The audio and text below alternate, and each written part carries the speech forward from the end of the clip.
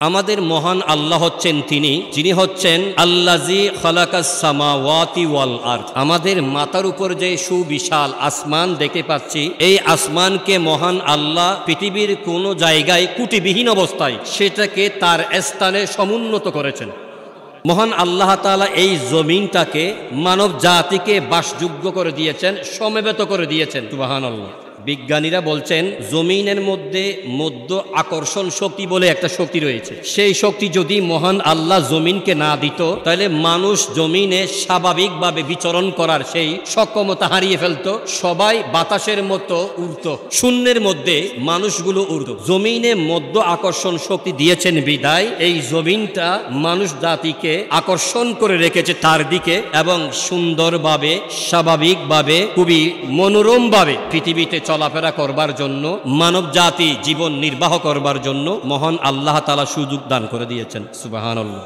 সূরা ইয়াসিনে আল্লাহ বলছেন আল্লাযী খালাকাস সামাওয়াতি ওয়াল আরদা বিকাদিরিন আলা আন ইয়াখলুকা মিসলাহুম বালা। মহান আল্লাহ তাআলা জমিন সৃষ্টি করেছেন, আকাশ সৃজন করেছেন। কোন বান্দা যদি বলে আল্লাহ আপনি আসমানের মতো আরেকটি আসমান দেখি সৃষ্টি করে দেখান তো, তখন এই আয়াতে মহান আল্লাহ বলছেন যে বান্দা বা কেউ হল চাইলেও সাথে সাথে আমি আমার আসমান সৃষ্টি করতে পারি, জমিন সৃষ্টি করতে পারি। এটার জন্য স্রষ্টা হিসেবে পূর্বের কোন পরিকল্পনা করা আমার প্রয়োজন নাই। যেমন ধরুন আমাদের প্রকৌশলী যারা আছেন, ইঞ্জিনিয়ার, একটা আপনি বাড়ি নির্মাণ করবেন, 6 তলা বলুন বা 10 তলা একটা বিল্ডিং নির্মাণ করবেন। এটার জন্য প্রথমে প্রকৌশলী যারা আছে তাদের কাছে আপনাকে আসা যাওয়া করতে হবে কয়েকদিন, কয়েক মাস। তারপরে ওনারা একটা পরিকল্পনা দেবেন, একটা প্ল্যান দেবেন কিভাবে আপনি বিল্ডিং নির্মাণ করবেন, ইলেকট্রিসিটির পাইপগুলা কিভাবে চলাচল করবে, আপনার পানির পাইপগুলো কিভাবে চলাচল করবে, আপনার টয়লেটের ট্যাঙ্কি কোথায় থাকবে, পানির ট্যাঙ্কি কোথায় থাকবে, বিভিন্ন ধরনের হাজার পরিকল্পনা, পুরো একটা প্ল্যান তৈরি করে ইঞ্জিনিয়াররা ঘরের মালিককে প্রদান করে, তাকে কিনা বলেন পরিকল্পনা করে। আল্লাহ বলছেন বাদিউস সামাওয়াতি ওয়াল আরদ। বান্দা আমি যে আসমান সৃষ্টি করেছি এটা আগে কোনো পরিকল্পনা আমার ছিল না। আমি যে জমিন সৃষ্টি করেছি আগে থেকে আমার কোনো পরিকল্পনা ছিল না। আমি যখন বলি যে মহান আল্লাহর ক্ষমতা এত বেশি, ইন্নামা আমরুহু ইজা আরাদা শাইয়ান আইয়াকুলা লাহু কুন ফায়াকুন। যখন মহান আল্লাহ কোনো একটা সৃষ্টিকে সৃজন করার জন্য খেয়াল করেন, তখন আল্লাহ তাআলা হুকুম দেন কুন, তুমি হয়ে যাও, ফায়াকুন, ওই সৃষ্টি তখন তৎক্ষণাৎ হয়ে যায়।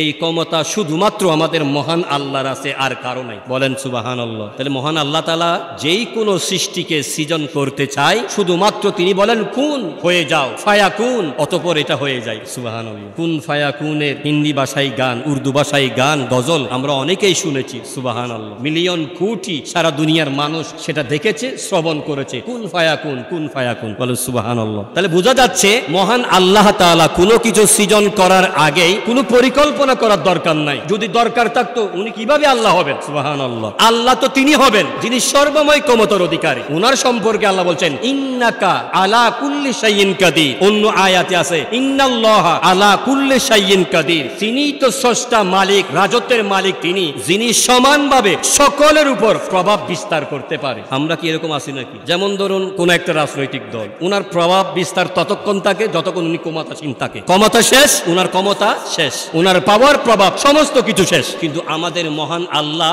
কারো ক্ষমতার মুহতাজ নন, কারো প্রভাব রাজত্বের তিনি মুহতাজ নন, তিনি হচ্ছেন স্বয়ং সম্পূর্ণ। সুবহানাল্লাহ।